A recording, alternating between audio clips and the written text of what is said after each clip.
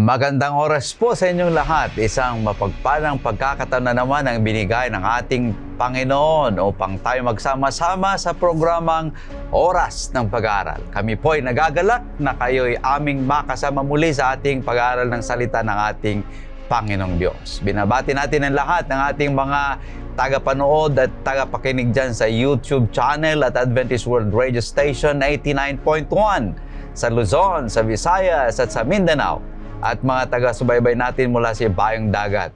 Sa mga kapatid natin dyan sa Samal, Davao del Norte, sa Lipa City Center Church, sa Inosluban, Lipa City, sa Magdum, Tagum City, sa San Jose City, Nueva Ecija, sa Tacloban City, sa Leyte, Sumagi, Mindoro, Southern Leyte, Bantok, Silang Cavite, AUP, sa Paris, France, sa Batangas City, sa Navotas Church, sa Villa Cruz Church, sa San Mateo Isabela, sa Aliw-Aliw Church, Daet, Camarines Norte. Naway ang pagpapala ng ating Panginoong Diyos ay bubuhos sa inyong lahat. Sa ating programa, sama-sama nating bubuksan ang salita ng Diyos at pag-aralan ng mahalagang aral na makakatulong sa ating pananampalataya at pamumuhay. At ang ating hangarin na hindi lamang kaalaman, kundi mas malalim pa na pagkakilala sa ating Panginoong Diyos at higit sa lahat sa Kanyang pag-ibig at Kanyang mga pangako sa bawat isa sa atin.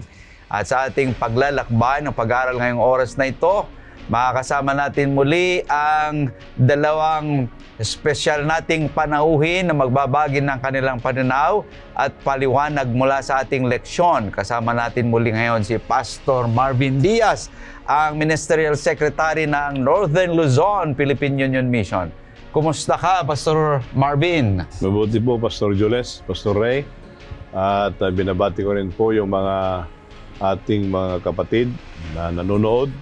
Nandito man sa Pilipinas yan o sa ibang bansa. Nawa, ang basbas ng Panginoon ay maranasan nyo.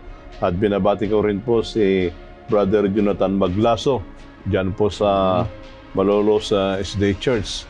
Ang maganda po yung aping nagawa doon na Elder Summit. Amen. Na kung saan pinag-aralan namin yung church manual dyan sa Davao po yan. So, Brother Jonathan, God bless po at yung mga pamilya. Amen. At syempre, kasama din natin si Pastor Relino Urbi, ang Sabbath School at Personal Ministries Director ng Southern Luzon, Philippine Union Mission.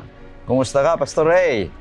Napakasaya sapagkat patuloy na ang ligaya ng pag-aaral ng Diyos ay gayon na lamang mapapaiba yung ating patuloy na kaalaman at ganun din karunungan sa salita ng Panginoong Diyos. Binabati ko ang mga kapatid natin sa Ibayong Dagat. At kumusta kayo dyan, Ate Risa sa may Arizona. At ganun din si Brother Jess Cock sa may Lumalinda, mga kapatid. At ganun din sa Stockton, ang mga Santos.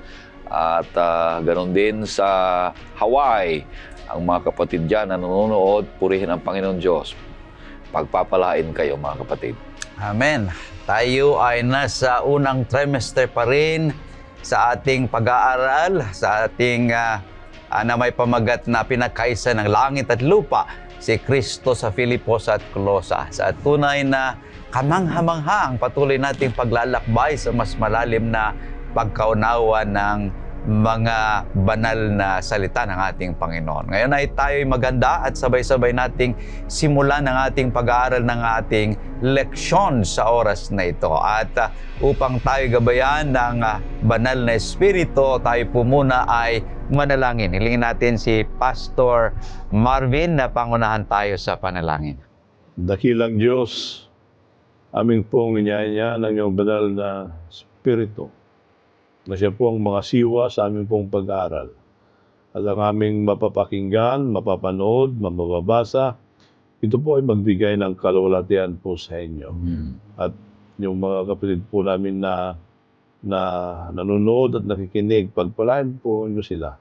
At sa aming pong pag-aaral, maintindihan po namin ang kalahagaan ng aming Panginoong Hesus na siya ang nagbibigay sa amin ng kaligtasan. Amen.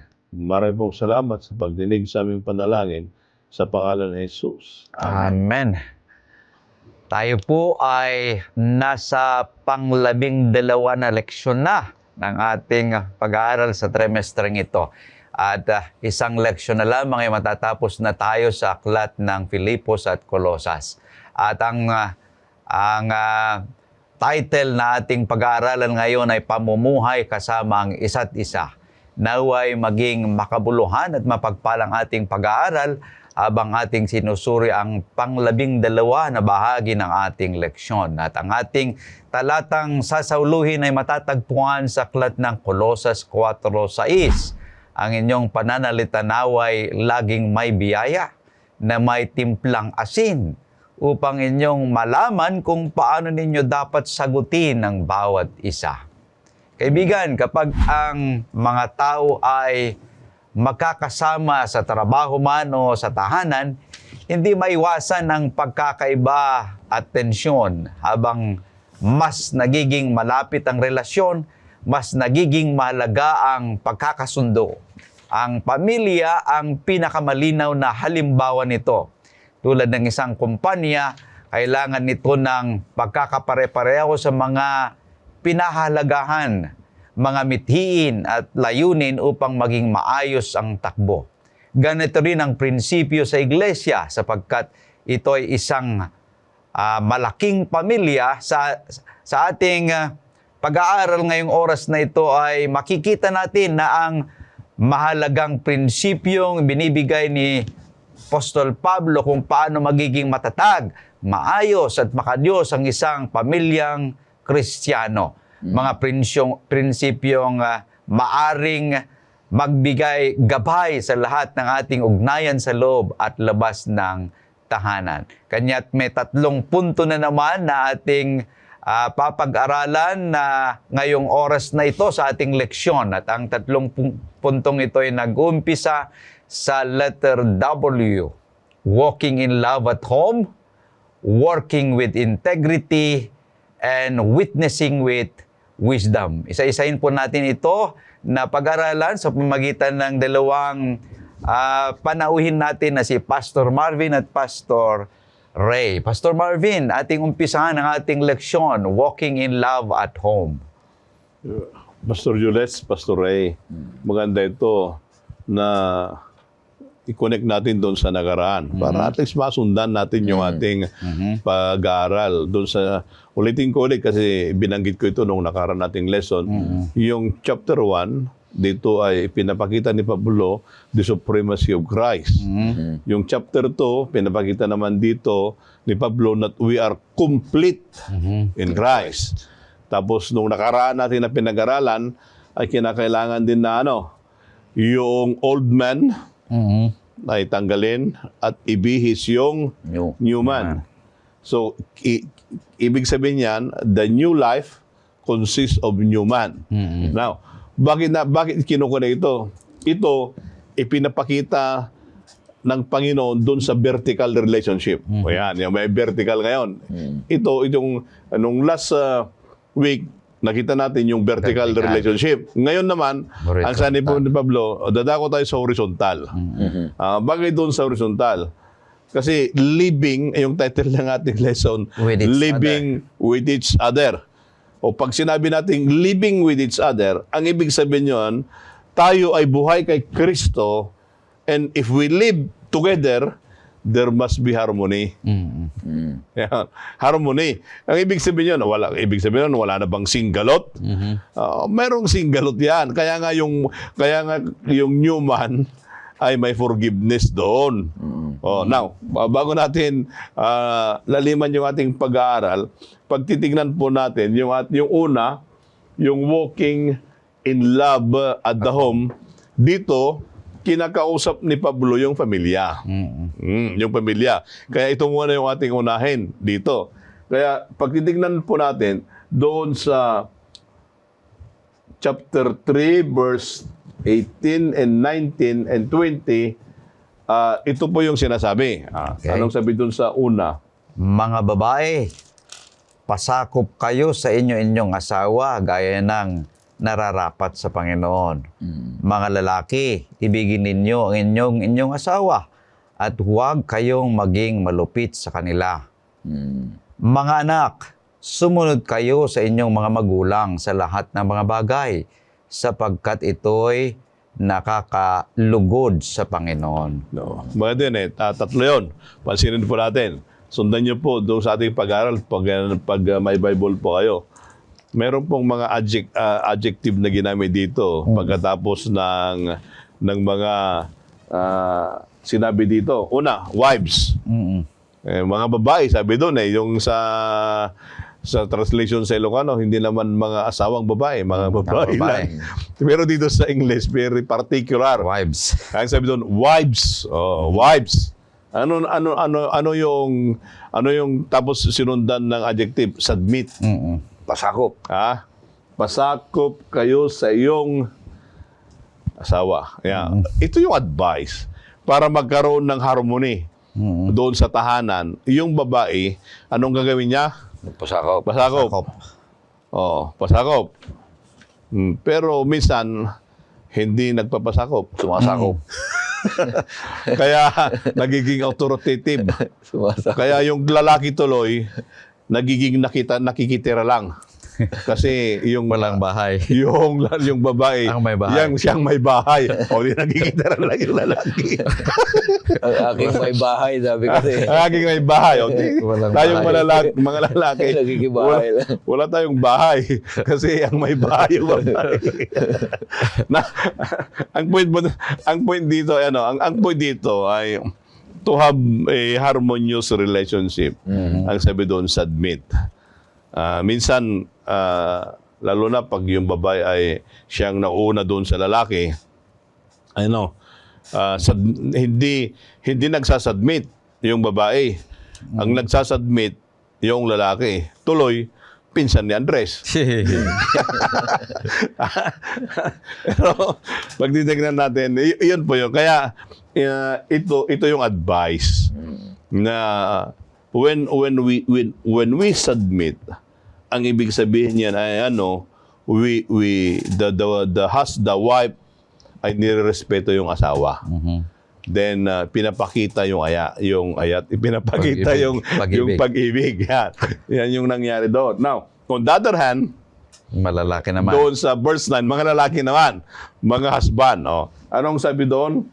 Husband, Love. love. Ibigin. Yun naman yung adjective na ginawa doon Love your wives and do not be bitter toward them. Yung gamit dito ay bitter. Anong yung gamit dyan? Malupit. Mapait. Huwag malupit sa mga asawa.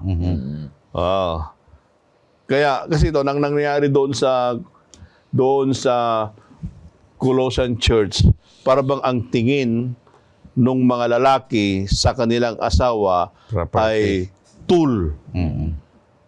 Tool lang. Kaya ito yung reminder ni Pablo doon sa mga lalaki na sabi niyo, ibigin niyo ang iyong asawa kasi yun hindi yan tool. Kaya minsan ito yung sinasabi niyan. Kaya tayong mga lalaki na nandito, may asawa tayo, we need to love.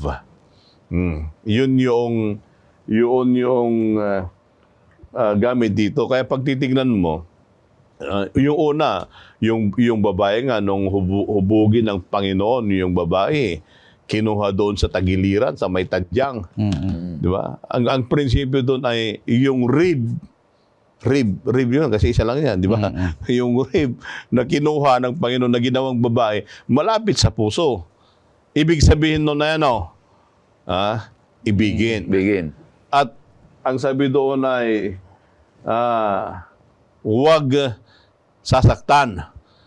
Pero minsan, yung babae, ginagawang battered, meron bang battered husband? Meron.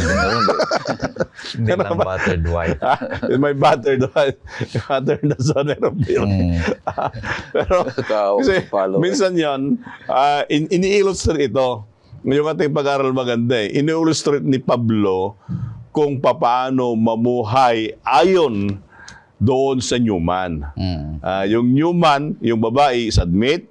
Yung Lalaki, love. Yung anak naman ay obey. Ayan.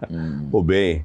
Kasi yun yung maganda doon eh. Kaya yung mga anak na nakikinig at nanonood ngayon, ang admonition po sa inyo ay you need to obey. Kasi doon sa Ten Commandments, kung gusto mong mahaba ang buhay, yung mga magulang mo, ang sabi doon, honor. Yun lang yung may promise doon eh, na mahaba yung buhay. Kaya ang sabi dito, we need to obey. Pastor Ray? Tama ito. Yung unang punto ay tinitingnan natin na ninanais sa San Pablo, mga kapatid, na ang iglesia ng Colosas ay magiging maayos at may kaayusan. So itong mensahe niya dito sa unang punto, mga kapatid, ay nagseset si San Pablo ng kaayusan sa pamilya. Sapagkat kung hindi maayos ang pamilya, ay enteramente hindi rin maayos ang iglesia at ang buong komunidad. At ang lahat na yan dahil ang pamilya ay isang napaka-basic foundation ng community at saka iglesia. Yan ay ginawa ng Panginoon Diyos na isinaad niya na may kaayusan. Kaya nung sinabi ng Panginoon, ay sinabi ni San Pablo, nung sinabi ni Pastor Marvin na ang mga babae ay pasakop, nagseset siya, mga kapatid, ng order. Ibig sabihin, kaayusan. Bakit niya inuna ang babae? Maaring siguro ay maraming mga babae hindi nagpapasakop, kaya nagkakaroon ng problema sa loob ng pamilya, mga kapatid. At nagkakaroon ng gulo. At hindi maganda ang pamilya na ang babae ang nangunguna sa loob ng pamilya. Kaya nga, ang tanong ko sino bang unang ginawa ng Panginoon Diyos? Babae, lalaki? Lalaki. Kaya ang Panginoon Diyos, kagaya ng sinasabi ng Pablo, nagseset si San Pablo ng leadership sa loob ng iglesia.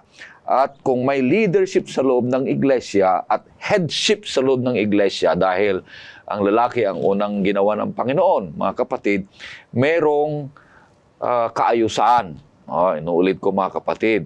Pero yung submission na yon sa babae, pagpapasakop ay hindi upang laitin o saktan, sinabi ni Pastor Arben, kundi yung submission yon, bawat laki at babae, asawang lalaki at asawang babae, ay may quality, pareho sila na mahalaga. Kaya lang, nagsaad ng Panginoon Diyos kay San Pablo ng order.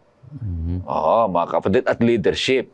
Lahat ng bagay, lahat sa kapupunta, organizations, pamilya, lahat. Iglesia, lahat, mayroong mangunguna.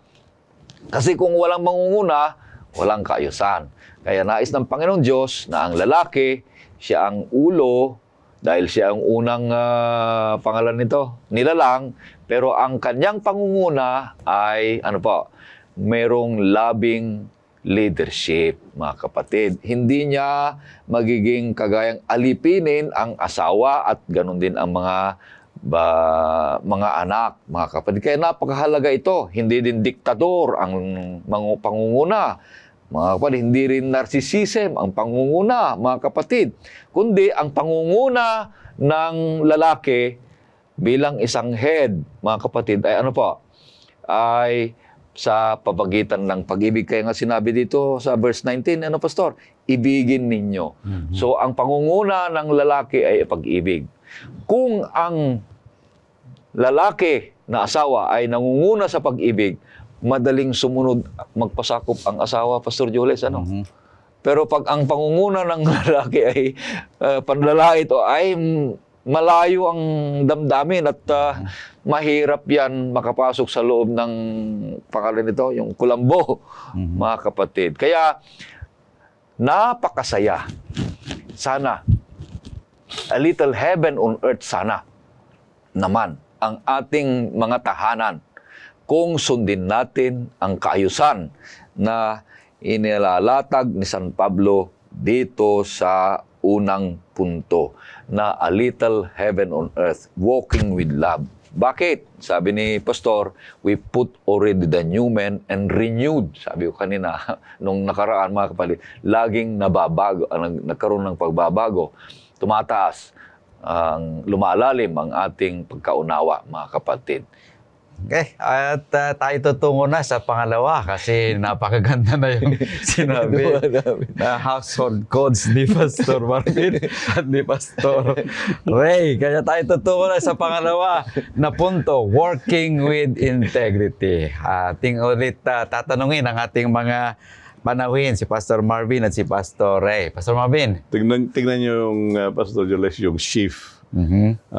From family, now, ito naman ay workplace. Ibig sabihin nun, pati doon sa workplace, dapat si Kristo ang manguna. Kasi new man. Kaya ito ang sabi doon sa verse 22, 23 at saka 4 verse 1. Okay. Mga alipin, sumunod kayo sa lahat ng mga bagay sa mga Panginoon ninyo sa lupa. Hindi naglilingkod kung may tumitingin na gaya ng pagbibigay lugod sa mga tao, kundi sa katapatan ng puso na may takot sa Panginoon. Ano man ang inyong ginagawa ay inyong gawin ng buong puso na gaya ng sa Panginoon at hindi sa mga tao.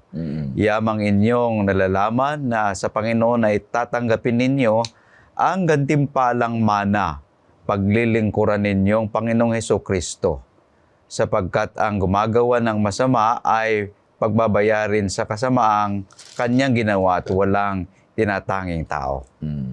Tingnan yung maganda nito eh. Nung panahon nito, kasi Gentile Christian ito, may mga slaves sila, may mga master. Pero ang kwan doon, though it's slaves at saka master, then pupunta pa rin sila pareho doon sa sambahan. At even doon sa simbahan o doon sa worship, yung master-servant relationship nandun pa rin. Kaya ang sabi ni Pablo dito, ang sabi niya, yung bond-servant, kasi pag-servant ka, during that time, wala kang rights. Ang may rights sa'yo, yung boss mo. Pero mga Kristiyano ito. Yung boss Kristiyano, yung servant Kristiyano rin, kaya yung bond servant. Kaya nagbigay siya ng pieces of advice si Pablo. Kaya ang inunya na dito yung mga bond servant. Ang sabi doon, tingnan yung description niya, ang sabi ni Pablo ay maglingkod kayo. Na ang gamit dito sa akin ay eye service. Pag yung eye service, pag nandyan yung boss mo, saka ka lang gagawa. Yan yung eye service. Sabi doon, no, eye service doon sa verse 22. Ibig sabihin pala nito, nung panahon ni Pablo, mayroon din ganon na pag mayroong tumitingin sa'yo, sipag ka. Pero pag walang nakatingin, wala lang yan, sabi mo. Panahon na lang, yung oras. Binabantayan yung oras. Yan yung eye service. Then ang sabi pa doon, men pleasers. Para bang men pleasers na masipag ka pag nandyan yung boss. Tumitingin sa'yo kasi gusto mong i-please sa kanya. Parang pasipsip punti. Di ba, you know, men pleaser.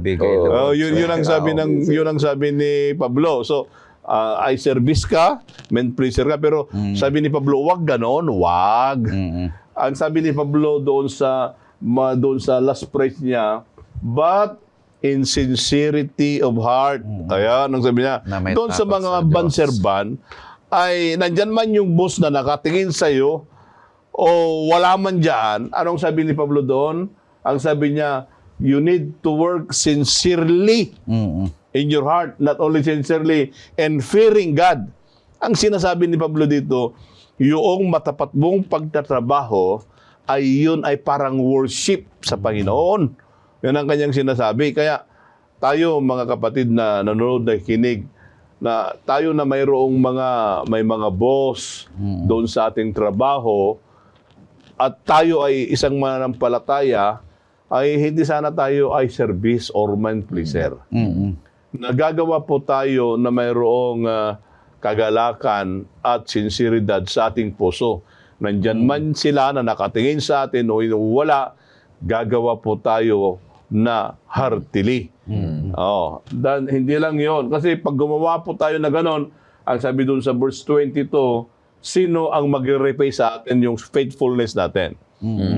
The repaying or the reward will be coming from God. Sa Panginoon manggagaling yon. Hindi man, ang bonus masipa ko para may bonus sa boss. Minsan, hindi man natin makuha yung bonus na yon. But if we do our work sincerely sa ating Panginoon, yung bonus sa Panginoon yun manggagaling. Now, yun po yung bondservant. Now, nag-shift ulit si Pablo doon sa servant, doon sa master. Doon sa verse 1, 4 verse 1. Mga Panginoon, pakitunguhan ninyo ang inyong mga alipin ng matuwid at makatarungan. Yamang nalalaman ninyo na kayo man ay meron ding Panginoon sa langit. Doon naman sa mga master, ang advice ni Paul, pakitunguhan. Kaya yung mga kapatid na nanonood sa atin, nakikinig, na may mga tao sila na kayo ang boss. Ang biblical principle, ang sabi doon, pakitunguhan yung mga bondservants. Ano pa doon? Ang gagawin doon, hindi lang yon. We need to treat them just and fair. Sabi dito, just and fair. Makatarungan at matuwid. Makatarungan at matuwid. Bakit? Knowing that you also have a master in heaven. Yan. Ayun ang ginagawa, ang pinapakita niyan. Mag-master ka, meron din master doon. Ito yung implication doon sa horizontal relationship. Kanina, doon sa family, ngayon, doon sa workplace. Pastor Julius, Pastor Ray. Amen. Pastor Ray. Itong pangalawang punto sa ibang banda, mga kapatid, ay si San Pablo, nagseset siya ng hindi sa social order, kundi spiritual order. Kasi hindi niya pwedeng kontrahin yung social order nung unang panahon sa Roma, na mayroon talagang alipin at mayroon talagang may-ari ng mga alipin. Hindi niya pwedeng kontrahin yon sa panahon nila dahil magkakaproblema yan. Talagang mas delikado ang ebanghelyo. Kundi nag-set si San Pablo ng spiritual o kaya religious o kaya spiritual order, mga kapatid. Yung mga alipin na sinasabi ni Pastor Robin at saka yung mga boss, mga kapatid. Ngayon, may integridad tayo, mga kapatid, na nagtatrabaho tayo, naglilingkod tayo, na ang tumitingin sa atin ay ang Diyos, hindi kung sino-sino.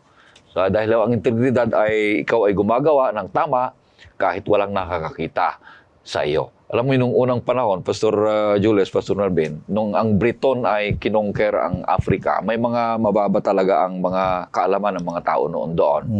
Ay kung wala yung boss, wala yung mga Briton, ay walang nagagawa.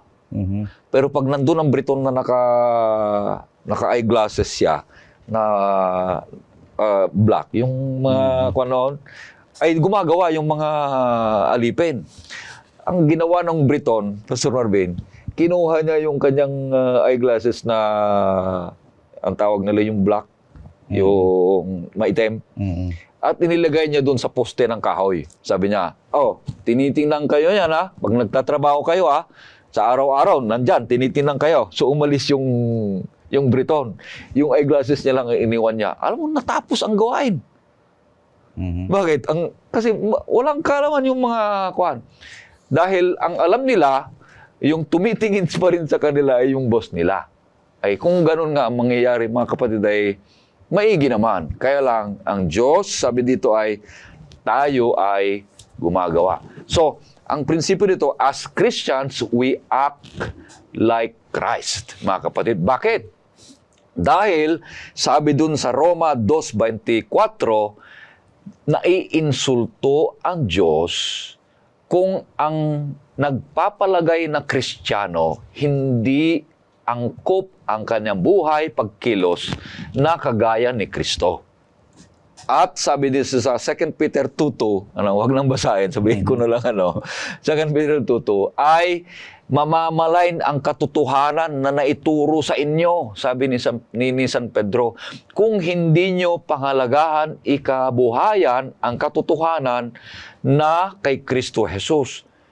Kaya sana naman tayo lahat, maging hindi lang kaalaman, kundi marunong tayo na ang katotohanan ay isa sa buhayan natin, na yun ang talagang ipinapakita ni San Pablo sa Colosas, na maging makita ang buhay nila kagaya ng ating Panginoong Hesus. Sabi niya sa Titus 2:5, Pastor, God is honored when you act like Christ. Napakaganda, mga kapatid. Maging pagpapala, masisiyahan ng Diyos, mabigyan kalwalhati ng Diyos kung ang bawat nagngangalang Kristiyano na hindi lang nagpapanggap, kundi nabubuhay Kristiyano, tinanggap si Kristo sa pamagitan ng bautismo, nabuhay na new man sa ating buhay. Mga kapatid ko, ang buhay natin ay isang, kagaya nung sinabi sa Colosas 6 ba yun? 4:6. Parang, anong pakibasa, Pastor? Ang inyong pananalita naway laging may biyaya na may timplang asin upang inyong malaman kung paano ninyo dapat sagutin ang bawat isa. Yun. Maging kagaya ng asin. Bakit? Christ-like nga dahil Kristiyano. So, wag na ng dalawang punto o kaya double edge tayo, mga kapatid. Doble kara tayo, ay mahirap iyon. Kailangang mabuhay tayo kay Kristo. Kung tayo ay tinatawag na Kristiyano, ang ating pananalita, ang ating pagkilos ay angkop para hindi tayo laitin at malalait ng Diyos, kundi magiging kapurihan at magiging kalugod-lugod sa ating Panginoong Diyos kung tayo ay angkop ang ating buhay na nabubuhay kagaya ni Kristo, Pastor. Okay. So yung ating pangalawang punto, mga kapatid, na working with integrity, ito yung pangatlong set ng relationship, yung slaves and master relationship, na yung prinsipyo na ating napag-aralan mula sa binanggit ni Pastor Marvin at ni Pastor Ray ay work is done unto the Lord, not merely on people. So yung ating prinsipyo sa pagtatrabaho, magtrabaho tayo hindi to please man, but to please God. Ito yung ating sinasabi. Kanya nga yung ating pagtatrabaho may fairness, may sincerity at may faithfulness sa ating pong trabaho. Dahil yung ating work relationship becomes a witness of our faith. So, tayo tutungo na sa pangatlong punto ng ating leksyon, witnessing with wisdom. Ang ating pagsasaksi ay may karunungan sana. Pastor Marvin. No. Maganda ito eh. Tingin yung shift. Family. Maganda yung shift family. Then work. Relationship. Then witness. Witness. Pag maganda itong family, then you carry that in your workplace, and you have a good witness in your workplace, then there's the result, missional. Yeah. Maganda. Kaya, tignan natin, paano mangyayari yon? Doon po sa verse 2, then 5 and 6, ang sabi doon. Magpatuloy kayo sa panalangin at kayo'y magbantay na may pagpapasalamat. Verse 5, lumakad kayo na may karunungan sa harap ng mga nasa labas, na inyong samantalahin ang pagkakataon. Ang inyong pananalita naway laging may biyaya na may timplang asin upang inyong malaman kung paano ninyo dapat sagutin ang bawat isa. Una po natitignan natin, doon sa verse 2, kinakailangan pala yon yung continuous praying. Patuloy. Na patuloy yung pananalangin. Pag iyon, ito sana yung conduct pa rin ng human. Yung prayer. Kasi part of witnessing is praying. And ano yon? Hindi lang panalangin, then yung sunod doon, pag tingnan niyo po yung verse 2, being vigilant. Ano yung vigilant? Maging mapagmasid. Dapat mapagmasid tayo. Ang ibig sabihin nyon, in all things, we need also to be careful. Mm-mm. Kasi pag hindi tayo maingat, then natitisod ka. Natitisod tayo. Oo. Pag hindi ka maingat. Kaya ang sabi nun, you pray, then be vigilant. Maging maingat ka. Then, ang sunod doon sa verse 5. Doon sa verse 5. Walk in wisdom. Yun yung, kaya, pag tinan nyo yung outline natin na pangatlo, witnessing in wisdom. Kinakailangan pala yun. So, you pray, be vigilant, then walk in wisdom. Ang ibig sabihin nun, pag maglakad tayo ay maglakad tayo na mayroong karunungan. Hindi pag may karunungan yon, ibig sabihin nun, tayo ay nag-iingat. At hindi lang nag-iingat, kinakailangan din na mayroon ding discernment. At pagkatapos nyon, ano ang sabi doon? Yung binasa kanina ay pati yung ating pananalita. Anong sabi doon? Let your speech always be grace. Timpla. Season with salt, na timpla. Di ba? Pag kumain ka at kulang din sa lasa, hindi rin masarap. Pag sobra din, Hindi rin. hindi rin. Pero pag tamang-tama, tamang-tama, Masarap. masarap. Yun yung sinasabi ni Pablo. Ang ibig sabihin pag yung family, yung workplace, then may mission ka. Maganda. Nakita niyo po yung movement. Family, The work. workplace, then mission. mission. Ito ay nagdi-define yung ating horizontal relationship. Amen. May transformation dito sa horizontal relationship natin. Kasi mayroong nauna na transformation yung ating vertical relationship. Yun ang magkaugnay doon. Kasi minsan kahit dito sa horizontal relationship natin, kahit anong ginagawa mo dito at hindi naman maayos dito sa vertical relationship, wala din mangyayari diyan. Kaya sinasabi sa atin ni Pablo, if we live with each other, you need to fix your vertical relationship and at the same time your horizontal relationship. Amen. That's living together with one another. Amen. Yun. Pastor Ray? Ay yung tatlong punto niya na pag-aralan natin sa ibang anggulo. Itong pangatlong punto, yung sinasabi ni Pastor Marvin, paalala ko lang, yung pinabasa niya dito sa versikulo 2 ng Kapitulo 4, yung family na sinasabi, mga kapatid, sa unang punto, sa mga trabahador at sa pagsaksi, sa mga tao, ang pinakapundasyon nito, mga kapatid, kaya nagkakaroon ng pagbuklo-buklod, pagsama-sama ng masaya at nagkakaisa. Yung panalangin, Pastor Marvin, Pastor Jules. So yung pamilya na nananalangin, nananatili sa Diyos. Maayos ang relasyon. Maayos din ang relasyon sa Panginoon kung ang pamilya nananalangin. Kaya nga sabi ni San Pablo na manalangin lagi sa Efeso 6:18, mga kapatid. At saka sa 1 Thessalonians 5:17, huwag kayong, anong tawag nito? Pray without ceasing.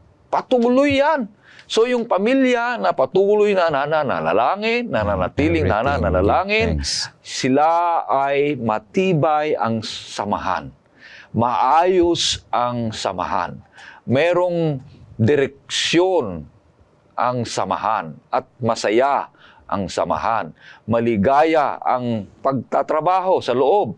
Alam mo mga kapatid, ikaw, kung saan ka man niluklok ng Panginoong Diyos, dako na kumpanya na nagtatrabaho, may boss ka. Pag nakita kang mapanalanginin ka, abay, sabi ko sa iyo, nagkakaroon ng pagbuklo-buklod. Pag nagkaroon ng pagkain, ay si ganitong manalangin. Bakit? Nakita kang ikaw ay panalanginin. At ang panalangining buhay ay kakitaan ka ng tamang pag-unlad ng Kristiyano. At ito yung pangatlong punto. Magkakaroon tayo, sabi ni Pastor Marvin, missional. Ay, hindi ko makakalimutan yan, mga kapatid. Ang isa sa mga strategy para magiging kaibigan at magiging kilala at magiging mapagmasid tayo ay yung papanalangin, mga kapatid. Isabas nga kung yung isang kasama mo sa bus na kausap mo, kung niyaya mo siyang manalangin, Pastor Jules, pag pumayag siya, magkaibigan kayong maayos. Mga kapatid, pag yayain mong manalangin ay huwag na, ay medyo alup ka na. Mga kapatid, kaya ang best tool minsan sa ating buhay, pagsaksi ay yung pananalangin, mga kapatid. Pag pumalagyan na manalangin, ibig sabihin, hindi kayo magkaayos, mga kapatid. Kaya isa sa mga challenge sa atin, mga kapatid, ay kailangan tayong gumawa ng paraan para magiging saksi na may karunungan. Ang isa dito ay pananalangin, Pastor. Amen. Itong pinapag-aralan natin sa pangatlong punto, witnessing with wisdom, ay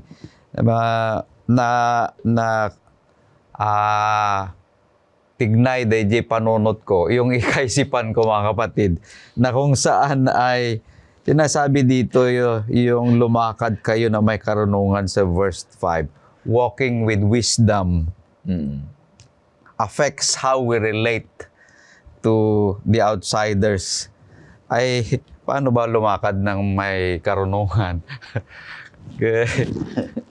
Yung lumalakad na marunong, paano lumakad ng marunong?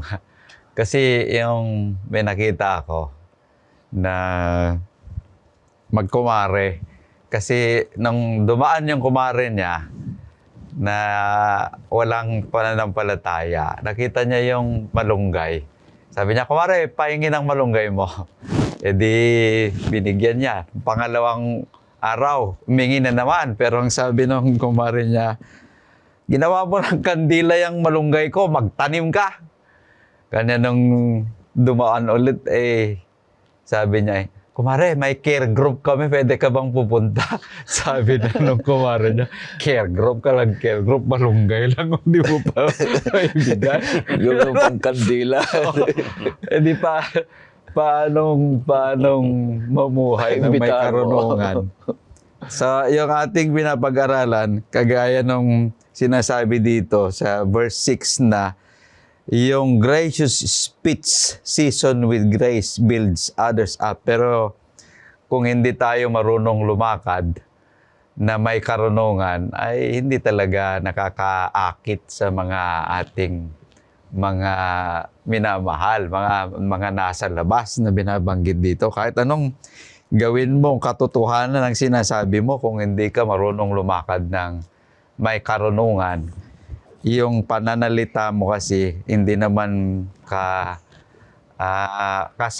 magkasama doon sa iyong ginagawa ay hindi po maganda. So napakahalaga yung sinasabi dito ni Apostol Pablo, mga minamahal na mga kapatid. May masasabi pa kayo, Pastor Marvin? Pag titignan po natin ito, Pastor Jules, napakaganda eh. Yung sabi ko kanina, may mga movement. May mga movement dito. Kaya pag maganda yan, in the home, kasi yung salitang walk, we need to walk in love in the home. Yun yung wisdom. We need to walk faithfully in the workplace. Yun ang wisdom. Then, ang third doon, we need to walk faithfully in witnessing for God. Yun ang mga wisdom doon na itong wisdom kasi pag i-define mo yung witnessing wisdom, yan yung anong pa pinagkaiba ng wisdom at saka knowledge. Yung wisdom, ito yung translation sa practicality ng pamumuhay ng isang Kristiyano. Kaya hindi sinabi ni Pablo na walk in knowledge. Ang sinabi niya, walk in wisdom. Ibig sabihin nun, you walk in the practical way. Kung ano yung ginawa ng Panginoon sa iyo, sabi niya, you need to show that by walking na naayon kay Oo. Kristo. Yung yung salita diyan na yung walking ay you walk in the manner of the new man. Yun yung wisdom na sinasabi ni Pablo doon. Kasi yung mga takulos doon, mga Kristiyano na sila, but they walk in the old man. Amen. Kaya ang sabi ni Pablo doon, you need to walk like a new man. Kasi lalo na yung partner natin yon. Kung ang lakad mo pa rin ay yung old man, kumusta yung witnessing mo? Di Wala ba? na. Pag yung lakad natin ay yung old man pa rin na, nakikipag-away ka, madamot ka, ano pa yung mga iba, still the old man. Hindi Do you think nakaka-witness. na yung witnessing mo ay maayos? Ba't di maayos yun? Kaya ang sabi ni Pablo, if you have the real witnessing, genuine yung witness mo, you walk according to the new man. Ayun ang sinasabi doon sa Colossus. Kaya yung ating lesson ay living with each other. In living with each other, para may practicality, may wisdom, yung paglakad ay maglakad ka ayon sa bagong tao na nakay Kristo.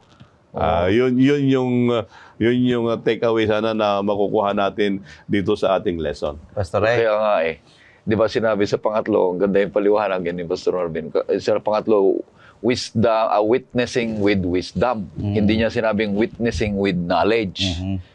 Dahil malayong magkalayo yun, mga kapatid. Ano po? Bakit hindi knowledge? Kasi maalam siya. So, yung alam niya, ginawa niya. Ngayon, mali pala yun. Tapos gawin niya uli. Hindi karunungan yon. Mangmang yon. Kung yung alam niya na ginawa niya, tapos mali pala, tapos ulitin niya uli. Kamangmangan yon. Pero kung alam niya, ginawa niya, nagkamali siya, hindi niya gawin kasi mali. Karunungan yon. So, kaya sinasabi dito, witnessing with wisdom, dahil yung pagsasaksi niya ay karanasan na niya. Pagsasaksi niya ay karanasan niya kay Kristo. Nakikita sa kanyang buhay yung buhay ni Kristo. Kaya siya ay nagsasaksi na may karunungan dahil yung kanyang buhay na may kaalaman ay kanyang isina sa kabuhayan. Kaya napaka-kapangyarihan, napakalakas, at hindi pwedeng sino mang kukontrahin o kaya labanan.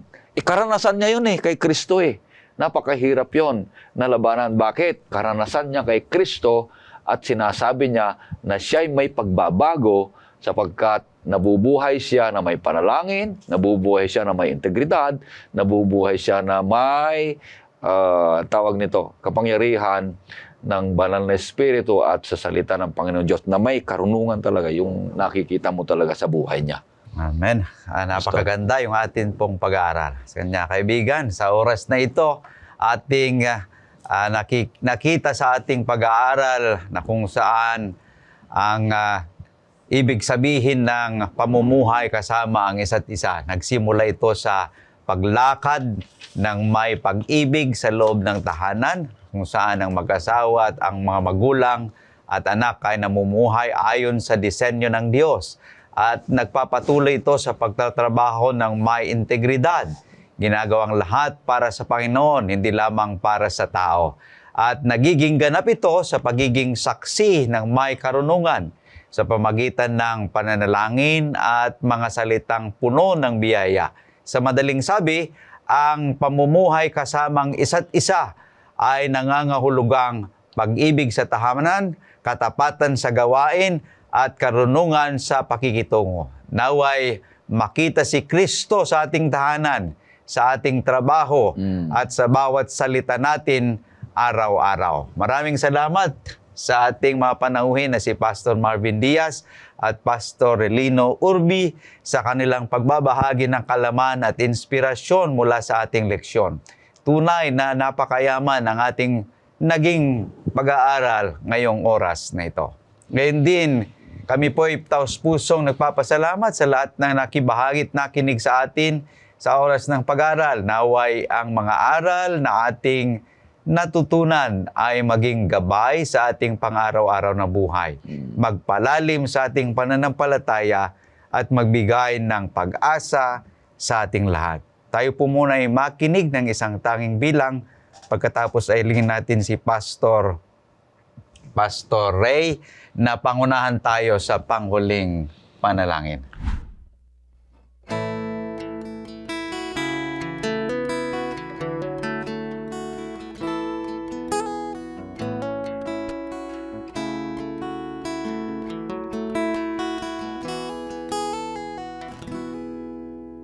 Kapatid, kumusta ka nitong mga panahon?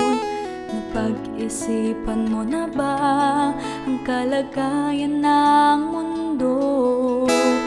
Ang mga tanda sa kalangitan nagpapatunay ng kanyang pagbalik. Huwag kang magtiwala sa iyong sarili kahit na bata ka pa at malayo pa ang kamatayan. Maraming malulusog, ngunit ang buhay na lagot at ang kaligtasan ay nakaligtaan. Ngayon ang araw ng kaligtasan at ang bukas walang katiyakan. Kalagayan ng buhay natin ay hindi sigurado, ngunit ang kamatayan ay sigurado.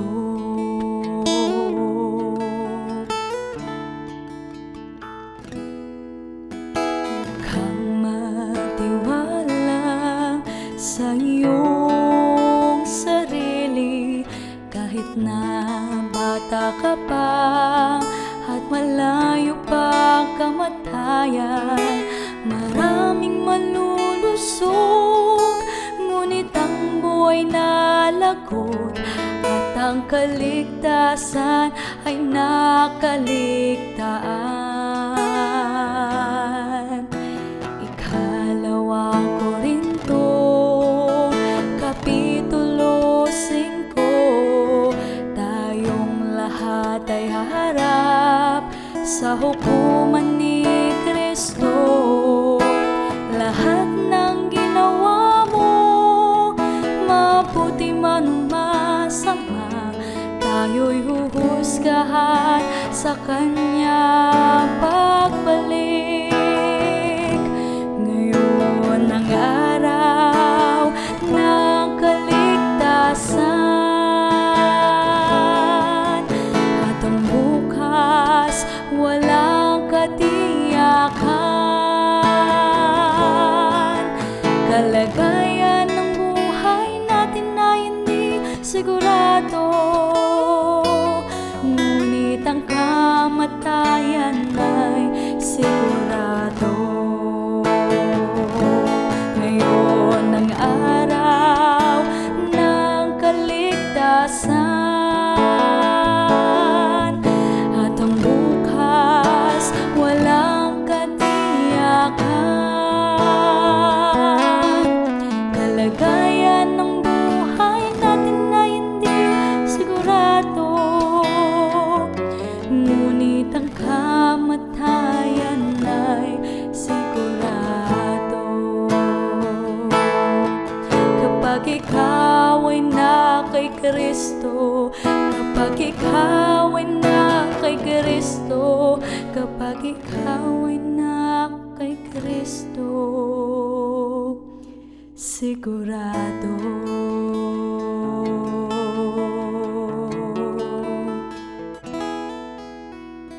Kapatid, kumusta ka?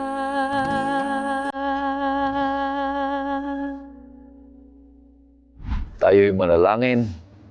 Dakilang Diyos at mahabagin sa lahat, puno ng biyaya, pag-ibig, at kaligtasan.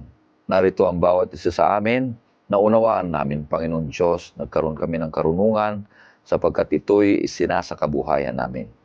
Tulungan niyo kaming patuloy na malapit sa inyo, na ang aming lakas ay galing sa inyo, na ang aming ginagawa ay ginagawa hindi lang basta nagpapakita, kundi ito'y taus-pusong nagmamahal sa inyo. Lahat ng mga ito, Panginoon Diyos, na aming ginagawa ay dahil sa iyong biyaya at ito ay nagliligtas at ganoon din ito, Panginoon Diyos, ay isang pagsaksi na ang paglapit kay Kristo ay napakahalaga sapagkat ginagamit niyo kami bilang kasangkapan ng pagpapala at ebanghelyo. Pagpalain ng bawat isa na nanonood at nag-aaral ng salita ng Panginoon Diyos. Ito hiling namin sa pangalan ng aming Panginoong Jesus. Amen. Amen. Huwag po ninyong kalimutang muli tayo magsama-sama sa susunod na edisyon ng Oras ng Pag-aaral. Hanggang sa muli, ako pong inyong kapatid, Pastor Jules Bermudez. Naway ang biyaya at kapayapaan ng ating Panginoong Diyos ay suma sa ating lahat.